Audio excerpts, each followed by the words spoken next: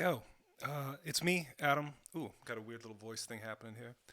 Um, it's me, Adam, back with some THISTOPIA. This is another synthesizing where I have conversations about process and creativity and processing all the stuff that we're going through right now. We talk a little bit about language and metaphor and how we orient ourselves in the world. Um, with my homies and people that I love and people whose brains I enjoy. I couldn't be more excited to share a little conversation with my homegirl, Dessa. Dessa is a musician, a poet, rapper. She's a writer, a record label runner, an essayist for spots such as the New York Times, which you may have heard of, and collaborator with humans such as the Minnesota Orchestra, which she did for collaboration on her last LP, Sound the Bells, which you should check out for sure. She also has a book she put out a couple years ago called My Own Devices, and it is one of my favorite reads of the last couple years. I'm biased, but I promise it's really incredible. And so is Dessa. So without further ado, uh, here's a conversation with Dessa. Make sure you check her out at Dessa, Dessa, and DessaWander.com on the internet. This was recorded a couple days ago. Um, Here we go. Well, cool. Okay, hi, we're recording now. Hey, what's going on? Um, I love your charts. Thank you. Yeah, it makes you look very. It looks like you plan things. I can't say, 'cause I feel like in some ways, I don't know, I feel like when I'm on calls with other artists, it's like, that's cool, she's hustling. And then I feel like if I'm on a business call, do you know what I mean? It looks like, um, I don't know, I feel like it looks like I've got like magic marker on my face or something. Like it looks like a second grader, but I like the Oh, it's big. scheming, it covers all the walls. Yeah. That's wild. Do you ever update it, or has it just been like that for like a Oh year and a yeah. half? Oh yeah, no, this was here when I moved in. Oh, this is Um, wallpaper. Yeah. yeah, it's the new IKEA joint. I do. I have like I I find that I don't know, just being able to throw half-formed ideas up and then see where the connections are that I might not have maybe previously realized. You know what I mean? If I hadn't had them kind of omnipresent while I'm whatever sautéing dinner or reading it behind my own head at a Zoom call or something. Are hmm you? Do I call you Snakebird or like Professor Garcia now? Both. Yeah, I mean both together. It's a compound title. Professor Snakebird Garcia is what I go by. You can call me Adam, I Good. think. I think getting like the Starbucks line must be pretty intense with that one. They know me. Yeah, they have a stamp made for me. It's easy. I made it for them, of course.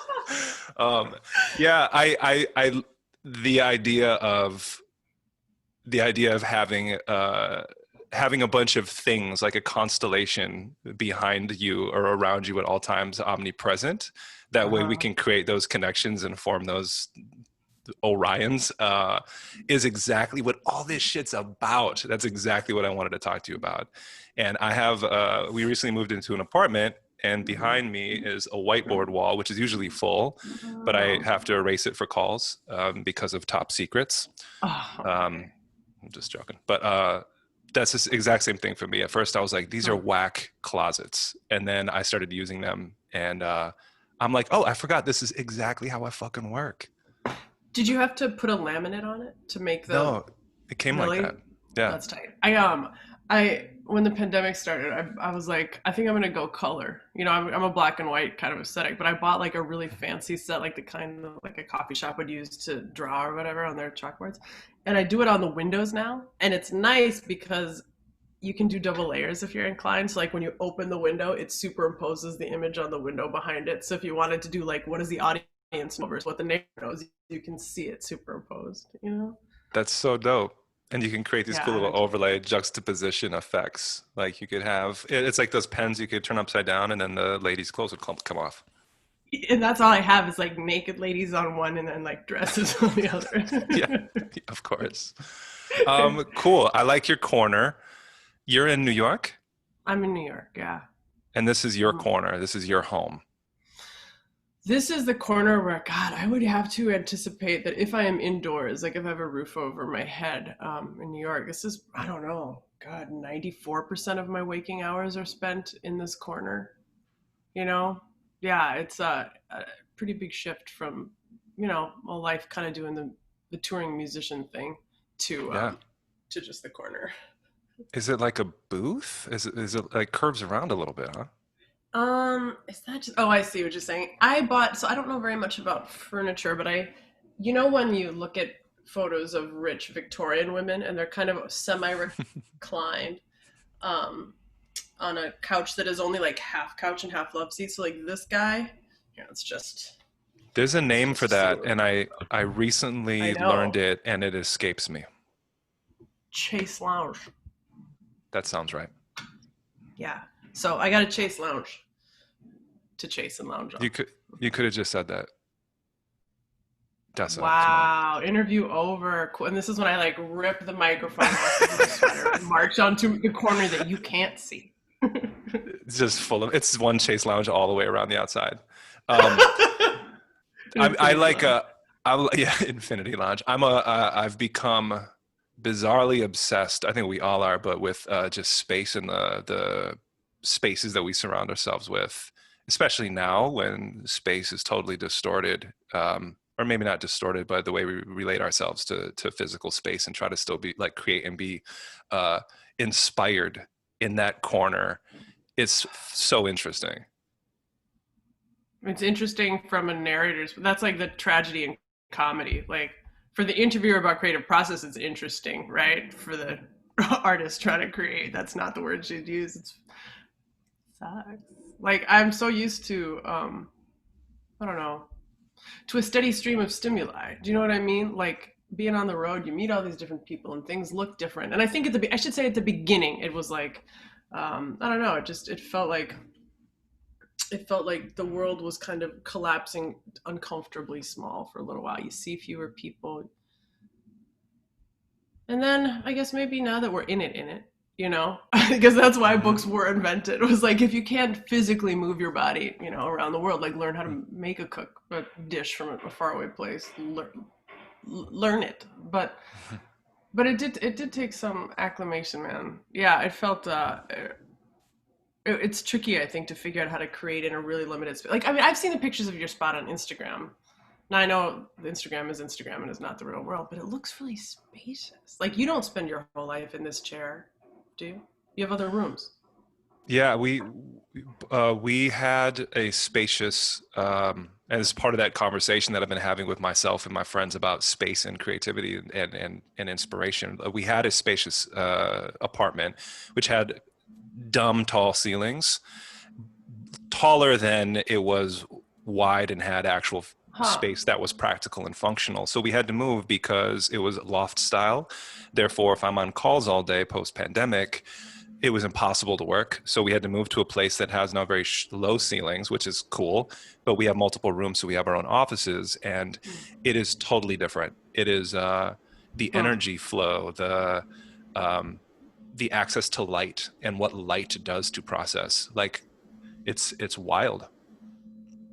I knew that it was important, but I think I've like um, reassessed how important. I feel like a lot of variables that I had like understood in an abstract way contributed to creativity or just to comfort of an organism, Hmm. um, have been pressure tested. And you realize like, oh, this isn't a 4, this is a 9. Yeah, light particularly, I find myself really sensitive to that. Yeah. So how are you accessing that stimuli that from a human point of view is now absent in Dessa life? I mean, I do walk a bunch. Like, I get into the nerdy data and stuff on my phone, but like trying to walk several miles every day, in part just because I think there was a writer that I like.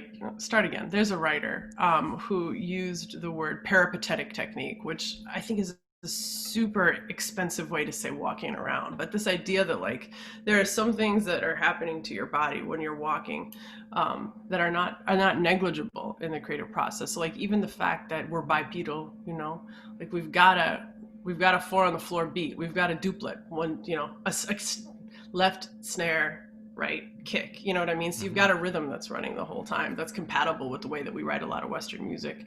And then also just the idea that like if you're stuck on something or a metaphor isn't lending itself to completion, that like the stream of stuff, just like walking down the street, you know, there's just nouns around you that you're that you might not be able to like snatch out of the ether as readily, you know what I mean, if you didn't have that constant wash of shape and color and overheard conversation and language. So it's almost like forcing a free association. You've got some input to play off of instead of essentially, you know, building an entire universe from utter darkness. Like you've got some raw material at your disposal. Absolutely. Yeah, 100%. And I used to, when I was in college back in Minneapolis, I used to create this triangulation of my school, my work, and my home because I never had a car. I haven't had a license for like 12 or 13 years of my own doing. I didn't get it taken from me. But I realized when I was younger that that process of inputting information, which I decided was my job. I was like, if I'm going to be an artist, my job is to input, synthesize, and output the process, right? And when I wasn't walking, I wasn't able to input the same way because of time and space in a vehicle. On a bike, I love biking, but on a bike, things go by a little faster. You're paying attention, you're being safe. The input is different. It's physical, but it's not as external coming in. On a plane, the perspective change is incredible and epiphanous, if that's a word, but it's not the same as being on foot and walking around and looking in a totally different way. And I think like graffiti does that to one as well, where you have to put on this AR layer of looking at the world in a different way. And I'm like, that's our job. And if we're not being there to access that input, then we're probably missing a bunch of shit. And Yeah. now it's different. Now I feel like when I go out and I see people walking around with masks on, I see them, and maybe this is me being romantic, but I'd like to think that there's a looking at the world in a different way, and especially looking at other people in a different way, right? There has to be. There is. I mean, Interesting. yeah. Also, just like I remember my dad. Oh, I don't know where this is going exactly, but my dad, he didn't love soccer when I was a kid because he was like, "But we're so good with our hands. Why would you make a sport where we can't use the thing we're really good at?" I was like, "I get it," but I think of that sometimes with like the mask is that you've removed so many of our emotive features. Just looking at the way that we acknowledge one another, the way that I went on I went on one date during the pandemic, and doing that with a mask on, it's like you could feel how many more calories you're burning to emote. Do you know what I mean? Yep. Really, just exercising those few muscles, you know, that are available to one another. And then I think also like a hunger and fear both for like human connection that you might see like while walking on the street. And I think all of us are also so acutely aware that when someone is a jerk, we've known since we were little, like everybody might has their days, and now it's like, yo, they might have lost someone today. So if she just, you know what I mean, if her dog yapped at you and she didn't do anything and then cut in front of you in line, like she might need to run some stuff up to her apartment where she's the only caretaker for somebody who's sick. So I think like as much as it's tried our patience, it's also like been such an immediate reminder of like the private desperations that we might have upstairs, essentially, when we come downstairs to lead our public lives. Mm-hmm. You know? Yeah, and absolutely, yeah, like dimensions of empathy that are being instilled in us that couldn't have been instilled any other way other than this happening, and it's horrible and it's amazing, and when it comes to how hopefully we will empathize with each other through this thing. Unfortunately, we have the political shit, which is a Yeah. different kind of dimension of empathy that we're dealing with. I wanted to say, as we are all, I guess, remaking ways to connect or reestablishing ways to connect with masks in person or without masks and in weird little boxes with eye lines all off and shit. I really appreciate when you decide to look into the camera because it bizarrely cuts through. It's weird because Isn't it weird? I know you're not looking at my face, but I know that you're trying to connect in a different way. So like there's this odd other connection via telecommunication now that we're all like processing as well. It's so funny. God, I mean, it's like, I wonder too about the people who are being immediately socialized now. You know, the people who didn't have 35 or 40 years of knowing how to communicate with other mammals of their species, you know, like, are these kids gonna do eye contact the same way? Don't know, or just look at what they want to look at in someone's face. You know, I also, like, I remember talking to my friends who, you know, like Paper Tiger and Vance at the beginning, and I was like, I miss seeing my friends in profile, you know, and both of them just went, you know, and it felt great because I miss it's all mugshots now, you know. Yeah. And I also miss Vance's profile. It's so I easy. It's it's such an he's like aristocratic a cut. yeah, he's like a Dutch prince. He Uh is.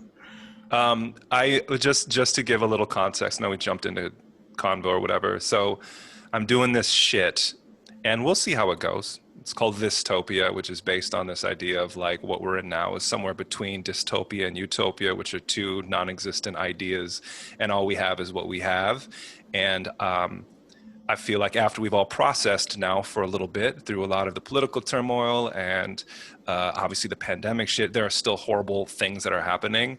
Um, I I'm trying to create that connection with people that I love to hopefully have cool conversations about how we are and how we maintain connection. And sometimes they're super goofy, sometimes a little more intense. I think this is like my fourth convo. Mm-hmm.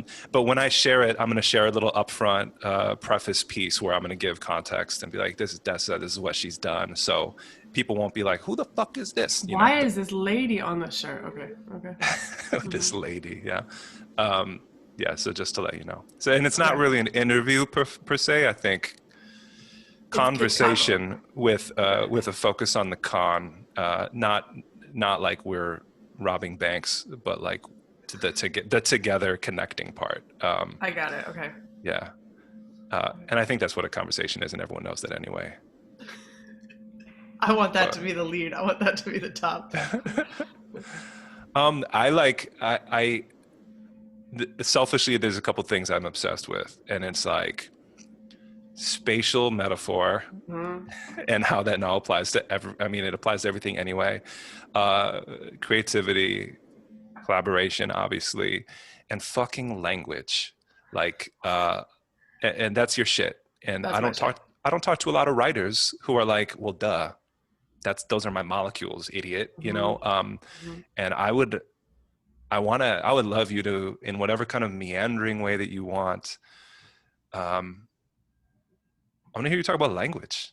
I want to hear you talking about words, or maybe how since we now have this new thing, um, are there words or are there language? Is there language or are there phrases that have like helped you get through, or are there things that you've given to other people to help them frame what they're going through? That's Hmm. linguistic.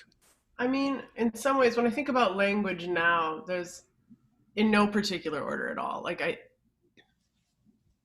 think about even just on the occasions when I am outside and I am talking to someone, if it's somebody that I don't know and we're both masked, I'm aware of which phonemes, so which like sounds of language are most muffled by the mask. And maybe we've all done that, but like you hit your K's harder and your TH's harder because, you know, somebody's leaning in to catch you. You know, I'm sorry, I can't quite get you. And you realize like how much of our language communication is visual as well as auditory, you know? Um, I'm also aware of like a word has at least two, maybe many more, like primary delivery systems of meaning. And I think there's one that's like the denotation. So what symbol in the world does this word stand in for? And then there's the connotation. So if I say like vase or for example, like that you put flowers in. Well, the denotation is the thing, you know what I mean? It's a little shit. And then the connotation is like all of those associations and of class and like cultural context. So if I were to say the word vase, the denotation is the same, but like I sound like a very different person. You know what I mean? When I'm like, could you hand me the vase? Like, oh, excuse me, you know? And so I'm aware of the fact that, particularly with the politically charged stuff, that we are a country right now who has like the same denotative value for all these words and then like opposite connotative values, you know, like um for things like masks. I mean, I heard there was a phrase that I hated, but it stuck with me because it was creative. It was somebody, an anti-masker online who I knew many years ago and was friends with. And they called it a face diaper. And I don't know if everybody's already heard that, but I hadn't. And yeah, just watching our cultural associations like depart from one another has been a big part of it. Even when I'm on the phone with some relatives, like being careful about the words that I choose, because I'm aware that beneath our conversation, right, there's the subtext. You know, all of those presumptions and aphorisms and kind of first principles about the political climate that are happening. That's been a stressor for sure. I mean, do you know, I don't know, do you have anybody in your family or like in your world who you'd talk to who really is on a different political wavelength than you? Um, and maybe this is because of selective hearing, but I don't, and I really don't. Yeah. I Man. look. I actually look for them. I mean, I look. I read Fox News too. I read my New York Times and I read my Atlantic, and then I make sure to try to get other inputs, and I see what cats are up to because I have to know what those, to me, different perspectives are. Because I do want to understand. You know, I know that this shit's one huge gray area. I believe in right and wrong, but I also need to zoom out. And when you zoom out, you got to see everything, you know? Yeah.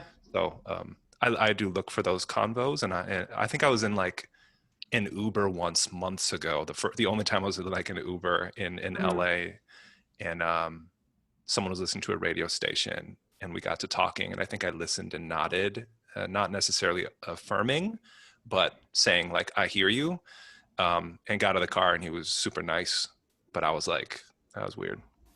So Yeah. I've been lucky like that, I guess. Yeah. How I about mean, you? yeah, I do have some. Yeah. And I joined Parlor because I wanted to see what was the language like there? Like what were people talking about? You know, what did my world, I guess, look like through the other window? You know, Mm. or the and What is yeah, it parlor? is. Sorry. Oh, Parlor is like it's like it's like Twitter for conservatives. Oh, okay.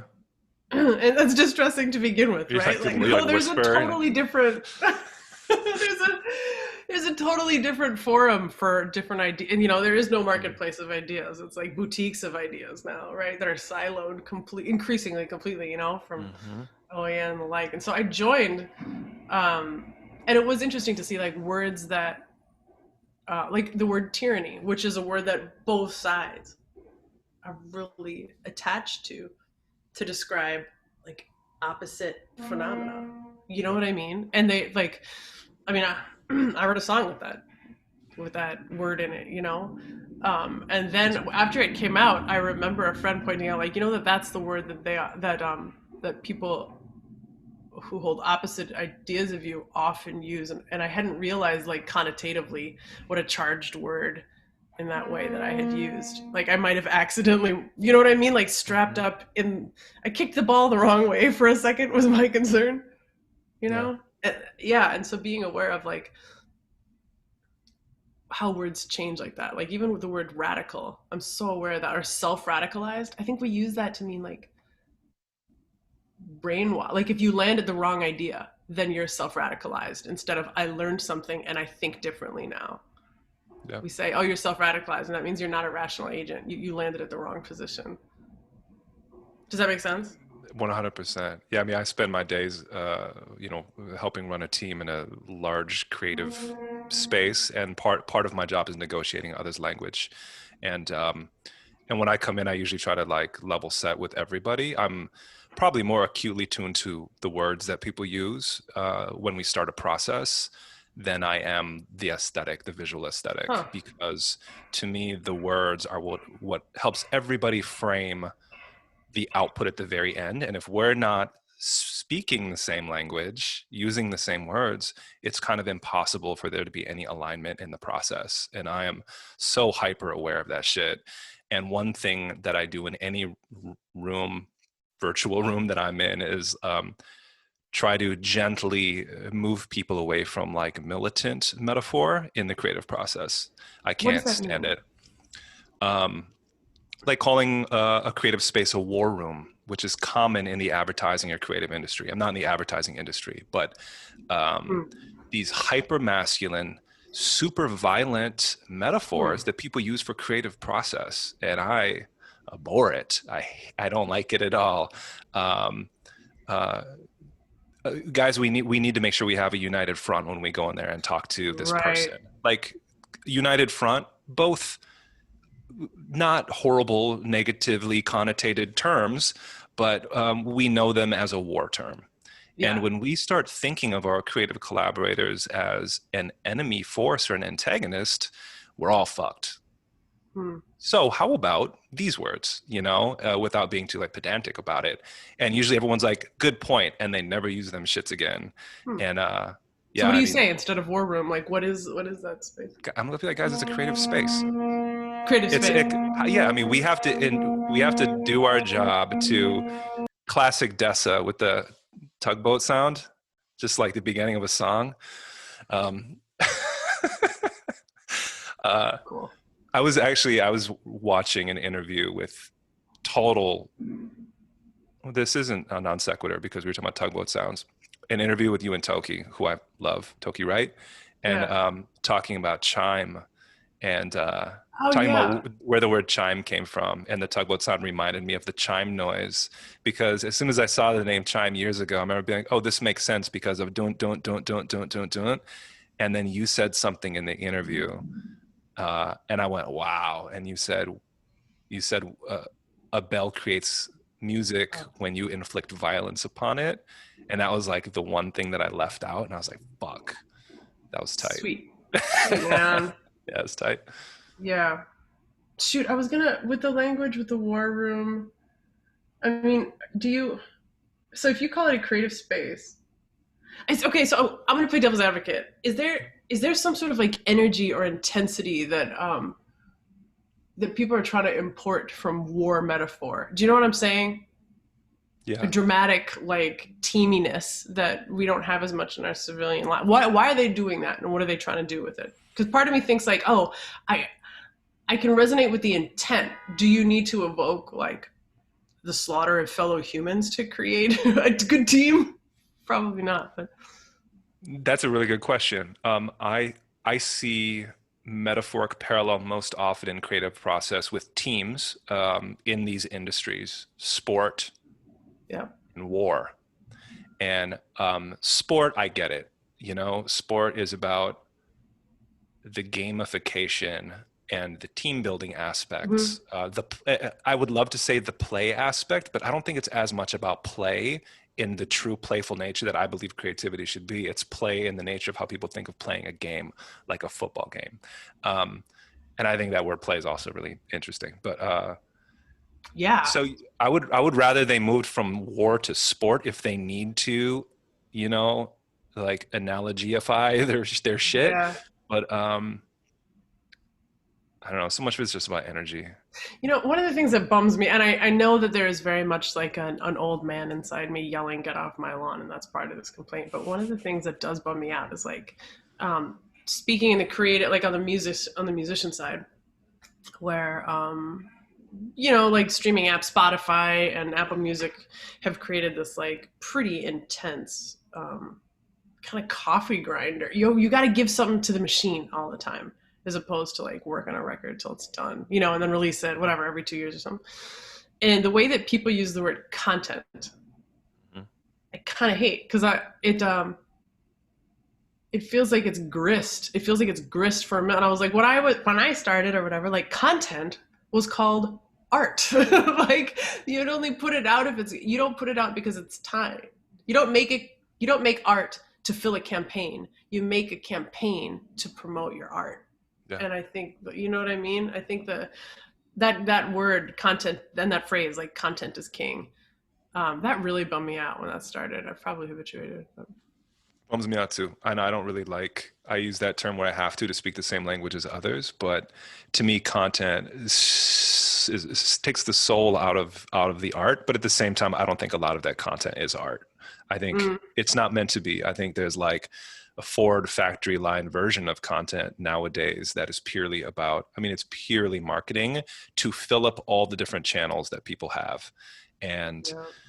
um, yeah, it's overwhelming and it's kind of gross. Unless it's for a great cause, then I guess it's good. It's the way it's the Question mark. it's the way Yeah. that we it's the yeah. A lot of it's about the channels too. I mean, Hmm. we're not just looking at a TV anymore and looking at billboards or reading the newspaper. When you are in your device or looking at various different versions of your favorite websites or whatever all day, those are all different channels that need to have something in them to tell you something. And like, yeah, to fill up all those different formats uh, takes a lot of grist. And I mean, it does seem like that, a lot of the trend, maybe it's because we're responding to, like atrophying attention spans, or maybe not. Maybe it's because we're moving around a lot throughout our days and consuming stuff on a lot of channels. But um, it just sort of, it's getting laughably small. It's like if there was an album, and then there was a song that was like more of the emphasis now. Okay, that didn't bother me too much. I've always been a song guy anyway. But then there was like the ringtone, and that did bother. And now, as we're moving close, shorter and shorter in the content or whatever I mean, it does feel like you're putting Skittles in little tiny Ziploc bags, like one by one. It's really small, like working on The fan. working on. Oh my god. Dessa, look down here. Thank you guys. I'm coming out in half an hour. Okay, thanks. But like working on Spotify, where the canvas, which is like that, the little, what would you call that? The little animated graphic, I guess, when you play a song and you can see your favorite singer mouthing the words. Like those are between 3 and 8 seconds, and so increasingly the amount of, I don't know, like the amount of, it's just gotta be pure sugar. You know what I mean? It can't be anything else to get somebody's attention within 3 or 8 seconds. I mean, there's no time for plot development or character analysis Mm-hmm. in 3 seconds, or very little. Yeah. I'm sure a lot of that is just, I mean, a lot of it's attention span per media. You have what you can get when you can get it. Again, it's time and space shifting, and like those things do change. Those things are changing us. It's really interesting. Um, I want to back up one sec and say I appreciate you being here. I never got to say that yet. Yo, Sure, man. Yeah. thanks so much. I don't know that I've ever had just a convo with you before that wasn't over Right. wasn't over multiple glasses of whiskey in like the Dinky Towner basement. Um, Yeah. so yeah, so nice seeing you. It's You been too. years, and I'm so fucking happy for you. Um, and I have so many friends. I have so many friends that do amazing things. That's it. Um, I forget I forget the immense talent and incredible output of so many people Mm, that I know, and I don't know you mm, super well, but yeah, I mean, the utmost respect to you and your voice, and the uniqueness of Dessa in the world. That is it. I mean, for real, like it's pretty dope. And I know years ago I was um,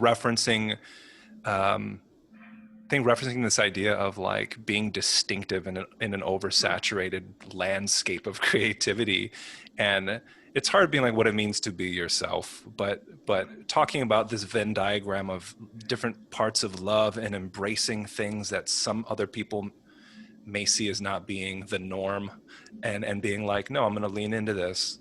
I'm going to take these things I love, put them together, and do it relentlessly and unabashedly, and do it really fucking well. And I think you've done that, and it's Thanks, awesome. man. Yeah, No, I know thanks. you And know this shit, but I've never gotten to say that to you before. I don't know. I think that's been I've probably for a lot, every indie artist, like that, that question of how much to compromise. Sometimes it looms large. Sometimes it's easy to shrug off when things are going well. It's easy to shrug off. But sometimes, I mean, that's just like the single question around which your whole life seems to whirlpool. Hmm. at least for me. So, so thanks. Yeah, I Yeah, mean, for it sure. does mean a lot. I mean, that idea of like, I remember at one point, um, well, no, I'm gonna ask you in the visual world, like how often when you're working with a client or with a team, are you like, this would be brave and fresh and bold and exciting, and everything in my organism like resonates with this idea, and this, the miniature version, in more familiar, whatever, like shapes, colors, typefaces, and everything, is what we're gonna have to do. Like, how often do you just like get your heart broken like that? It I liked everything until you said get your heart broken because I Mm, learned a really long time ago that it's not about me or my heart if I'm doing a project for someone else. If right. someone's like, Adam, I want you to uh, create this thing and I want it to be completely you, then that's up to me whether or not my heart is broken. There is no compromise. And I've done illustration work and I've done murals and written stuff and performed them in public as well. And that's my shit. Um, but when I'm serving a client, and it is a service, I've Right. decided to be a graphic designer and get paid doing this kind of thing. And I used to be a waiter at Annie's Parlor in Minneapolis. And I used to work at Noiseland Industries, where I designed thousands of CDs for utter Mm-hmm. strangers in all genres of music. And that was in my early 20s. I learned a long time ago that that's a service to other people. Therefore, my job is to make sure their heart's not broken. And Mm. He flipped and it. what's that? He flipped it. I stage whispered. Uh-huh. Oh, no. I mean, I think that's what I have to remember, and that does help me compartmentalize and think about the creative process in a different way. I am creatively fulfilled because I do still fill my life with all the shit that I love, and I do that Mm. relentlessly too. I still write and I play my role playing games online, and I'm world building and drawing and making games and having conversations that fill me the fuck up, and then I can Yeah. go to work and I can be the best version of me or filter for that service that I need to be. So, I mean, does it honestly never happen though when you are just so excited about a treatment and a client doesn't quite see it, or isn't into it? I mean, does that never happen that you go, dang, oh, God, I was stoked about that. I thought it was so good, and I thought I was really excited. That happens, but that happens constantly. Like it happens all the time. So you learn in the process, in any kind of process, how to create something that is like the blue sky version. Do Yes. something that maybe you always have a toggle, I think, or one should, in understanding the audience.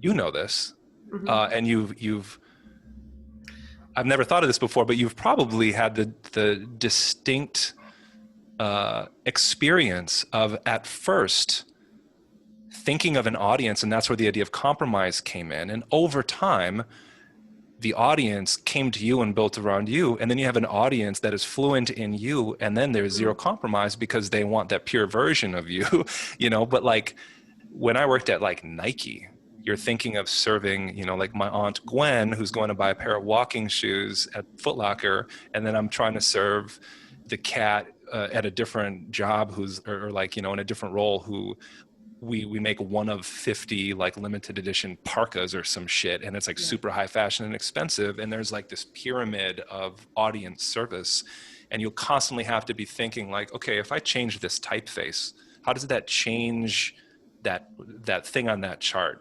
If I change this color, does it become more fashiony and Right. niche, or is it going to be what's everyone's responding to, like Target right now? And every single decision, every single piece of copy, every single channel, the way the product looks, that stuff all changes where things fit along that pyramid, and it's a constant. That's the job. I mean, I think for me the compromise, maybe, let's see. Right now, and I feel like there's two audiences, at least maybe 1,000 more, but like if you're pitching, if you and I were working together and I had made a CD or something, and then I send you the music and you send me a cover, I mean, I'm the the first audience, but the larger audience, right, is behind me. That if we say like, yep, this is gonna go, then like that's the the consumer audience essentially, Mm-hmm. the decision maker audience and the consumer audience maybe. And so I feel like for the consumer audience, I'm disinclined to compromise because that's sort of like a pass fail grade, and there's so many of them that I don't need to pass from everybody. You know what I mean? On the rare occasion that I have been in front of a corporate guy, corporate person in my position so far, mostly men. That's been the question. It's like, okay, Sony wants a meeting. You take the Mm-hmm. meeting with Sony.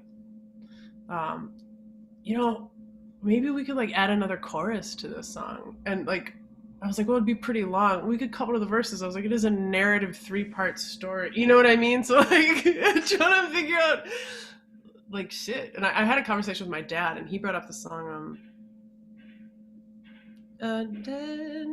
Robinson, the Beatles tune.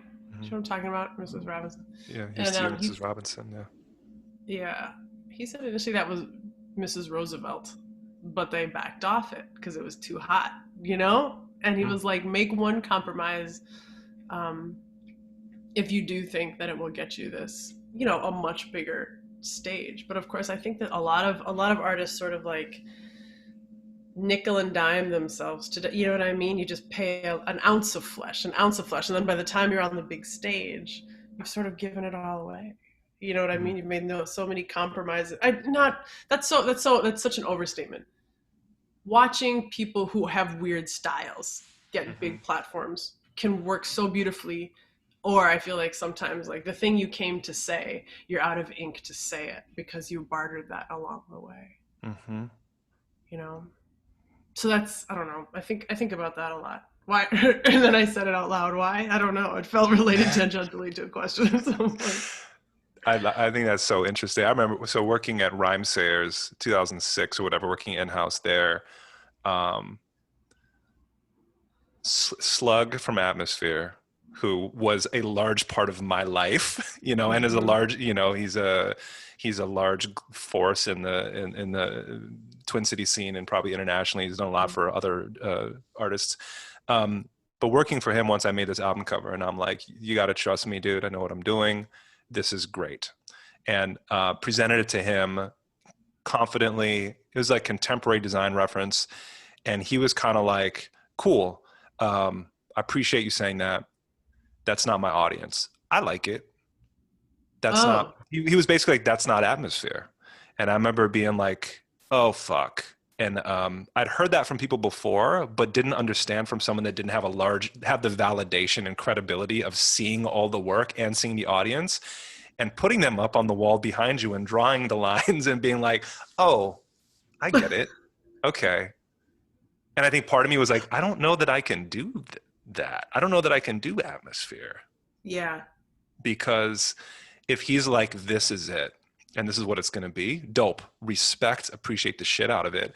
But then you have the David Bowies and you even have, I mean, the Gagas and the Madonnas and the those that are that have created a world of evolution. Hey, every album's going to be a different universe. Bjork. Right. Are you ready? Are you along for the ride of creating a whole new world with me and seeing and being surprised about what I'm going to do next and who You I'm sound going to like a become terrifying next? drug dealer. Yes. And it's going to be great, and you're going to be a part of the story with me, and you're going to get to tell that story and be an ambassador for this world to everyone else. Like, I respect the shit out of that. It's pretty cool. Yeah. I mean, also, I feel like probably like I got too far down my own rabbit hole because I love a lot of just like pop sugar pop. Like I really like that, and that not every song has to be like some genre bending, cultural criticizing self expose of like Introspection to 11. I mean, some are just like great dance songs.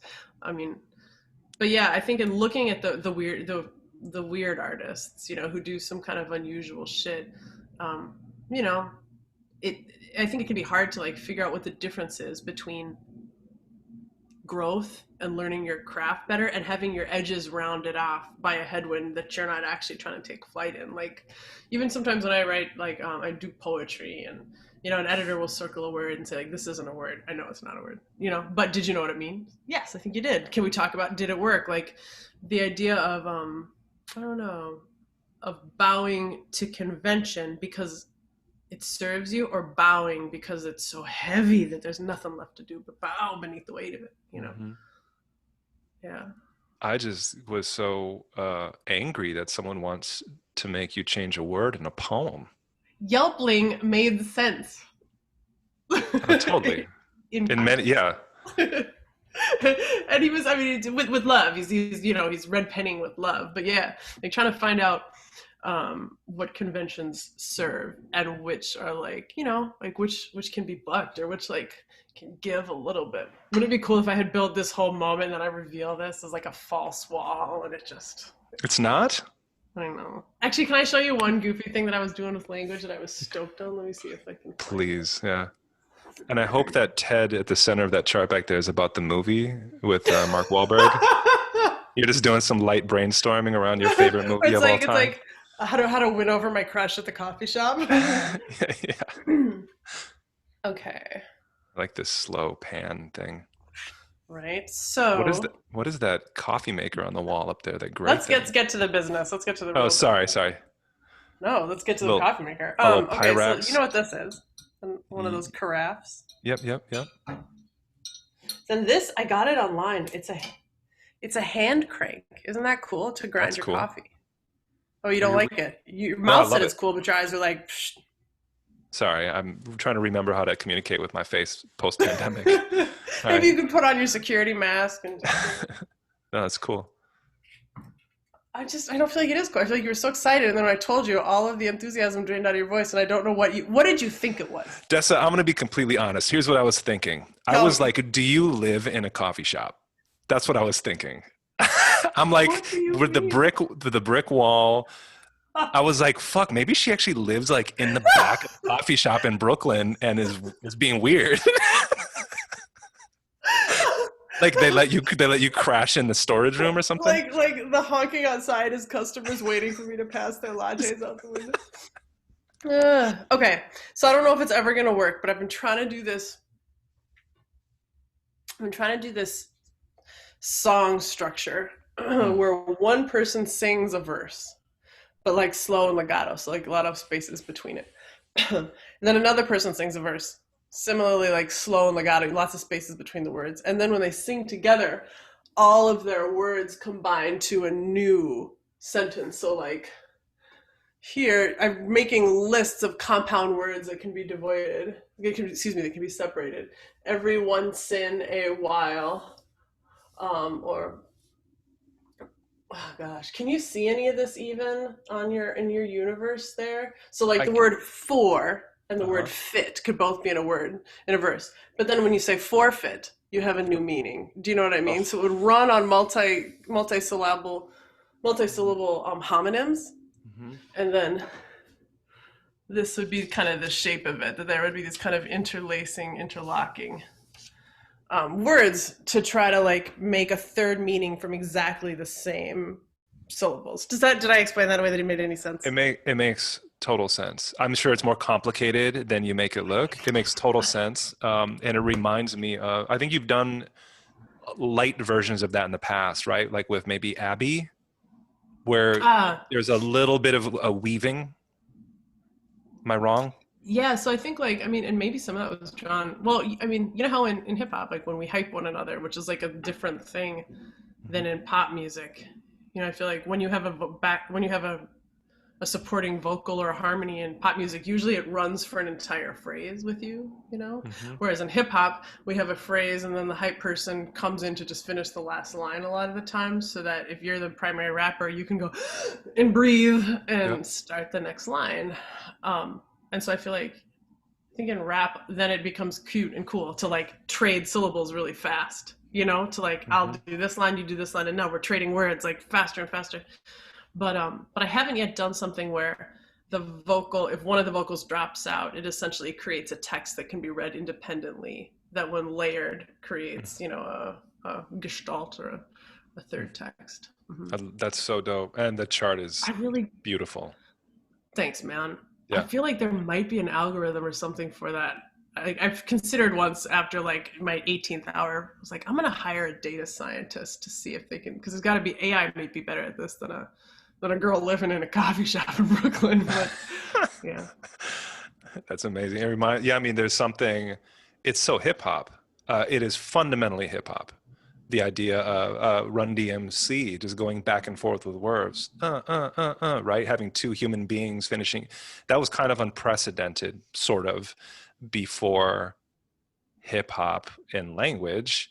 This is an evolution of that, and it makes total sense. And it's way deeper, but it also reminds me of like early Latyrix. I think like the first song on Latyrix's first album, it's just pure weaving and play and melody, and overlaps where it's indecipherable, and then it comes yeah. into clarity, and those moments of clarity are like scintillating. You're like, what the fuck? And then it goes icky again on the chaos, and then it comes into order, and yeah, that shit's magical for sure. That's cool. My little brother and I, when when we were small, we played a game without a name that was based on the chorus to Madonna's, you know that Material Girl. We are living in a material. Do you know that chorus at all? Mm-hmm. Material world, and I'm a I'm a material girl. material Okay, girl. so we're gonna do. Will you play this with me? Really, it takes 1 second. Yep. We're gonna do it syllable by syllable.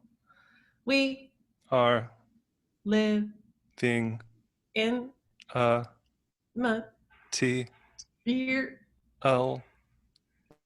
Yeah, exactly. But if you can get to it's that's the idea. But if you can get to speed, it's like you can feel you can feel your brain sort of seizing with it, you know, or Huh. like it feels like riding a bike for the first like the gyroscope of the thing sort of takes over and you're up and running. Yeah, I It's like hard this. with the. It's hard in on Zoom. Yes, it is. It's hard. It's hard with thousands of miles between you and latency. Just bounce off a satellite out of space real quick and then you hit the next syllable and then I hit the next. Yeah. That's because it's a digital world. Oh my Oh god. my god. Publicist is getting fired. Yeah. What are you most excited about right now? Um, I've been making a podcast for the BBC. It's about science. I'm pretty stoked. You've been making a podcast for the BBC, the British Broadcasting Company, Yeah, about I'm science? stoked. Yeah, What it's the fuck? it is like it answers questions on human behavior. So it's like I mean it's pop science, very very pop, but it's like why do you get deja vu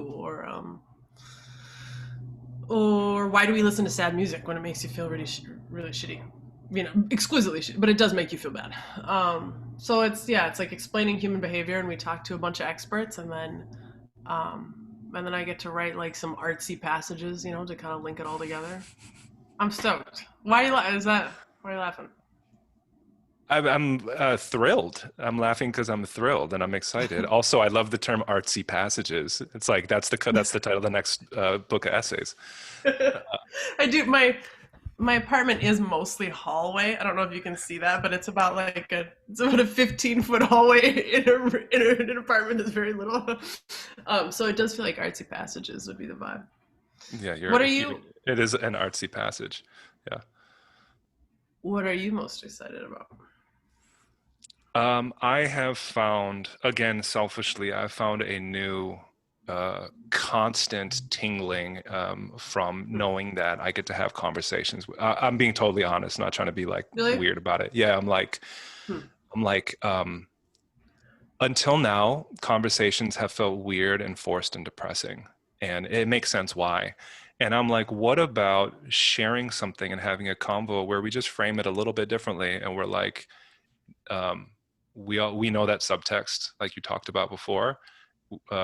Let's talk about it, but let's try to distill a little bit. Let's talk about connection and meaning in it in a way Hmm. that hopefully other people can take something from that is a nugget of value and be like, I'm stoked on this thing today, or I heard this word or this sentence today and it got me through the weekend, or here's a new way that I think about art in the midst of this bullshit. And that's what, yeah, to me, like that's what this is about. Is there is there like a particular phrase or idea or passage about craft? Like Mm. I like talking craft. I think that's fun. I know that's not everybody's cup of tea, but I really geek out on it. Is there something that you'd heard that has always stuck with you or guided you or that you've turned to? Do you know what I mean? Is there just anything that you would paste on your wall if you were a teenager or something, or write in your notebook? Besides like live, laugh, love, Okay. um, lately, I don't know. I feel like I've gotten more and more medium agnostic as I've gotten older. Like to me, this shit is all one intention. And I decided a couple years ago on like what that was going to be for me. And I think a lot of it's energetic, and it's a mixture of it's a mixture of visual work. It's a mixture of honestly like conversations that change Mm-hmm. perspective, ton of linguistic thinking, and collaborative work with people in public spaces. And at the end of the day, the biggest thing for me is not being scared of like pivoting. Like I love Uh, consistency. To me, the consistency is the energy and intention. But when it comes to the medium, I'm like, I could kind of give a fuck. And I'm down. I want to totally. explore everything. So, I think like the I think that the people who are working in the creative or maybe advertising and marketing industry are so much more concerned with like the industry cares more about medium than a consumer cares about medium. You know what I mean? It's like mhm. if I run into a phrase that totally blew my mind and it really stuck with me forever, like I'm less worried about whether I saw it on a poster or someone said it to me in I don't know. I think that the the divisions between the lanes could use a lot of dissolving because I think you're right. Like there's this emphasis on consistency or focus. There's this worry that you dilute your work Mhm. if you travel too far left or right across disciplines. But I don't know. I just feel like it's so much of it runs on the same gasoline. Even Mhm. you know what I mean. Even if the output looks a little different across the spectrum, I agree. Yeah. So I know that didn't answer your question It didn't. about. I, Like it I don't. truly didn't. I have a lot of like dumb quotes. There's one thing that I heard. I was watching. I subscribed to Masterclass and just fucking ingest those constantly, just for fun, like a random one I'll put on and listen to a random thing. And um, but I was watching the St. Vincent one on songwriting, and this is not a masterclass ad, but I've had it for the last 3 years, and it is so worth it. Uh, Hmm. the things that I've gotten from it, it's a little spendy. I think it's like 130 bucks a month, or sorry, a year, not a month, a year. Oh, But I like share it. So like my girlfriend watches it too. yeah. She's watching like the gardening and cooking stuff because she's getting really good at that, and it's a process for her she can lean into. And she's also watching stuff on music and dance now with Paris Goebel's thing. I'm watching like cinema, songwriting, like negotiation shit, which is kind of weird. But yeah, I'm kind of like watching all this other stuff. St. Vincent said something, and she was talking about improv. And I used to take improv classes. What we do, not what we do, like we do the same thing, but our paths diverged a while ago, maybe like 15, 16 years ago, where I was like trying to be a rapper. And part of what I was doing was we were constantly freestyling, constantly, on stage, this constant kind of improvisational wordplay that as a rapper, especially in our community, that's what it was. It was wordplay constantly. It was play. It was games that we play with each other constantly. I love it.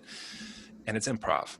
Um, she was talking about improv, and she said in songwriting, everything is improv. It just stops being improv when it's codified. She's Hmm. like, every creative process is improv until you codify it. And I was just like, cool. When you started telling that story, I was maybe furrowing my brow because I was confused because I thought the we that you were using was you and St. Vincent and not Yeah, you and me. So for yeah, I one wish. brief, I was like, I didn't know okay, so you were in community with St. Vincent doing like that's, comedic improv. that's me Got not, it. that's me telling a bad story. It could have Um, been structured better. I would have rewritten the first I was part. excited that maybe I was 1 degree from, you know? Yeah. You know, that when you talked about space, you know, the David burn stuff, and he's done these like amazing. Oh, he's into it. He's done these amazing like conversations about how space informs the music that we write. Mhm. But I did notice I was on the one date that I did with the mask, and we walked under in Central Park, and we're walking under like a bridge, and I just was like interrupted the conversation. Just I'm sorry, just 1 second, because I miss fucking reverb. Mm. I miss it so That's much. interesting. You know what I mean? Like that was so much of I don't know. It's just I really enjoy that part of as a voice, maybe particularly as a vocalist who has like a serviceable but not like operatic voice. Like verb just does so much, and I think I probably now associate it with like the feeling of people all together in the throes of a communal feeling, Yep. But I'm excited about that. I'm excited to revisit like rooms that echo nicely, Yep. Yeah. We have gone to 100%. We go to the grocery store once in a while, like once a month. We'll go there Yep. safely, and I go there because that has become my looking forward to a party every year. I know. I don't know what to buy, and I'm a little overwhelmed by the options of the grocery store. But I will stare at people. I miss looking. I miss people watching. I miss the din of a crowd. That's what I get off on. The din of a crowd, like sitting in a coffee shop or the corner of a restaurant and drawing for hours, and just Mm. that to me is the most exciting substrate to start on. And it doesn't fucking exist. It really doesn't Yeah. exist anymore. I mean, do you see him outside? Like, can you do it outside? Does the weather permit there or not really? It does. We moved to a new place a month ago. I walked to the La Brea Tar Pits, which are 2 blocks from our apartment, and have found a corner I sit in that is my new spot, much like your corner, only they won't let me hang stuff up there. Uh, and I watch people work out, and I watch kids play soccer, and people walk by with their dogs, and I just draw and chill, and that's become like what I look forward to. I do it like a couple times a week. Yeah. Yeah. There's my I think one of the things that I look forward to, I think it only happens on the weekends here, but like the amount of musicians who are playing in Central Park. It feels I don't know, it feels like a cartoon. It feels like the kind of scene that you'd roll your eyes at if it were in a movie because it's like very on the nose, but it's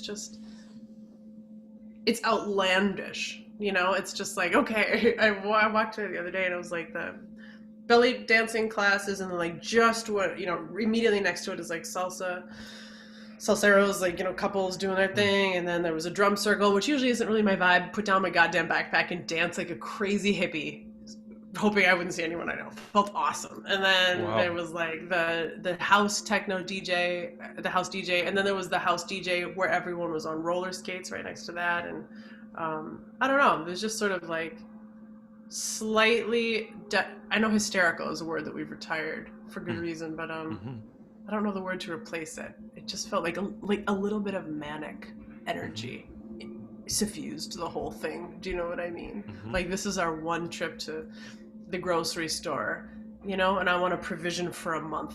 How many Mars bars is too many? It just felt like that, like this kind of crazed shared energy of everybody dancing and looking weird, and it felt awesome and sad too. It felt sweet. Mhm. That's amazing. We should probably, it's been about an hour. I don't want to take up too much of your time. I am so excited about the podcast. Are you allowed to plug it, or is it too far out? Let's see. It's supposed to drop on Valentine's Day. It's not too Okay. far out. Yeah, it's called Deeply Human, and it's on the BBC World Service. Nice. Did they give you a vase to like a BBC Actually, vase? I do travel with one, and I put a little flower in it to make it feel like home. So I bring my own. That's dope. Well, Dessa, thank you so much. Thanks for the And conversation, sincerely, and I'm really excited to see who else you're speaking with. So when do you put these out? When should so people? I started on Twitch actually like last week. There's three of them. So I talked to Mike Davis. I talked to my homegirl Nishat from Portland, who's an absolute G. I love her so much. Nishat Akhtar, creative kin of mine for like a decade. We've been really good friends and kind of paralleling each other through life a little bit. Uh, Brilliant woman. And then my homie Eric Carlson, you know Eric Carlson, right? Yeah, of course. Yeah, yeah, Yeah. yeah. So Cool. I talked to Eric, and each one's kind of about something a little bit different, but they're all around the same themes, which is like shit that I steer the conversation towards. Yeah. Um, but yeah, they're gonna be up. I think yours is gonna be up this weekend, and Wow, I cool. it's gonna be on Twitch. It's like a weird live Twitch thing, but then for posterity, it goes on YouTube, and then I will be putting up some like Instagram kind of like, check this out. Here's some cool Yeah, it's stuff we so talk cool, about. man. It's so cool. I think it's just like it feels like a really good time for process conversations generally too. You know what I mean? It's I like think now that so. everyone's Yeah. making a little bit making again. I feel like a lot of people were in the first throes of it. There was just a little bit of paralysis, and now people are really Yeah. digging in. It's cool. Yeah. And I love that you use that term subtext because I want to make sure that people understand that we're very conscious, like incredibly conscious of what's happening and like super grateful to be able to have these kind of conversations. And hopefully hopefully just cool. And people, I mean, it's more for me and like you, hopefully, but if it gets shared and someone's like, hey, this thing was dope, like that's all that Yeah. we could ask for. Bravo, Yeah. man. It's really cool. You're really cool and You're good. also, I'm sorry if I realized that it had been, like you said before, I was like, it has been a minute since I've just had a normal, you know what I'm saying, like a normal art conversation at Yeah. all. And so, yeah, thanks for like, I think I do go into like, and then like whatever interview mode. So it's nice to like talk to another creator about what life is actually like right now. Are you guys good? Like, are you happy and cool and generally doing okay? I'll Yeah, just I'm ask that like, really quickly. yeah, I have a full-time gig, and I'm Okay. so happy to be able to have this gig right now, Great. and I love it. Great. I love the job. My partner is also employed and happy. We're very, very safe. We're in LA, where shit is crazy right now. Southern California, COVID stuff is nuts, Yeah. but we're being really safe. There's a while where for my job I was getting tested every week, so um, yeah, we've been negative. Good, man. It's Good. weird that that's such a good thing. Yeah, I'm negative. I know. Uh, uh, and finding solace in how to like distill some kind of joy from all this stuff, and this is part of it. So again, thank you. Yeah. Cool. Yeah, All right. Well, I'm looking Dessa, forward to the next hang. Yeah. let me know in like a month if you're like, hey, I got a new thing on the wall. Come look at Yeah. it. Like Cool. we'll do another one of these. And I would love to wrangle in one, even if it's just for a quick drink with Sims. I'm talking to Sims on Monday, I think, but we should do a triad. Yes. Okay. I'm in. All right. Talk to you soon. All right. Later. Bye, Dessa. Take care. Well, So that's it. A conversation with the wonderful Dessa. Thanks so much for stopping through. It's gonna get better here on this Topia, I think, as I learn more. Big shout out to Mike Davis for helping me get this up and running in the first place. I appreciate you, homie, and thanks for everyone that's watching right now. This is going to be up on YouTube for posterity, so you can watch it uninterrupted in case my Wi-Fi does stupid things with the bit streaming or whatever. Thanks, Mike. Uh, and yeah, and I also realizing that my affect was pretty low. Part of that was that she's in New York, so we had to have the call at like 7 in the morning, and I think I was a little tired, but also listening, in as we're live processing and I'm listening to Dessa talk, the synapses are just going. So me being dumb faced is me processing and trying to think of what's happening next in the conversation. Because she's a smart cookie. Check out Dessa at Dessa, Dessa, DessaWanda.com. She's an amazing creative force. She's incredibly inspiring, and I'm so excited for the next convo. And I'm excited that you're here listening, and I'll miss y'all. This is THISTOPIA. We're synthesizing with human beings, and I appreciate you. Uh, Bye. Thanks.